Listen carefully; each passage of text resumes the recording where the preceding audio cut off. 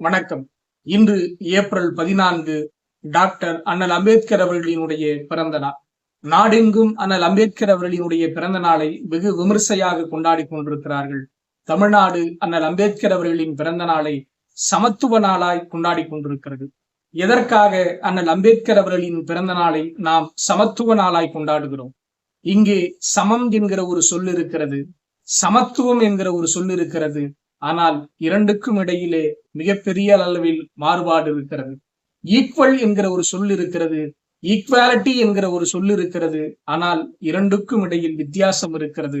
இங்கு சாதிய எண்ணிக்கையின் அடிப்படையில் இரு சாதிகள் தங்களை சமம் என்று சொல்லிக் கொள்ளலாம். ஆனால் அவர்களிடையே சமத்துவம் இருக்கிறதா? மக்கள் தொகை அடிப்படையில் இருவரும் ஈக்குவல் என்று சொல்லிக் கொள்ளலாம். ஆனால் அவரிடத்திலே ஈக்குவாலிட்டி இருக்கிறதா? இந்த சமத்துவமும் இந்த ஈக்குவாலிட்டியும் நோக்கி ஒவ்வொரு சமூகமும் முன்னேற வேண்டும் என்கிற எண்ணத்தில் தன் வாழ்நாள் முழுவதும் பயணித்தவர் தான் அண்ணல் அம்பேத்கர் அவர்கள்.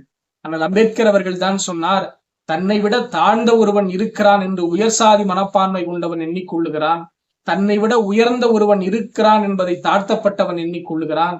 இந்த இரண்டு மனநிலையுமே தவறு. நம்மை விட ஒருவர் உயர்ந்தவரும் இல்லை, தாழ்ந்தவரும் இல்லை, எல்லோரும் சமம் என்று எல்லா மக்களும் உணர்வதற்கு வழிவகுத்தவர் அண்ணல் அம்பேத்கர். அதனால்தான் அண்ணல் அம்பேத்கர் அவர்களின் பிறந்த நாளை தமிழ்நாடு சமத்துவ நாளாய் கொண்டாடி கொண்டிருக்கிறது.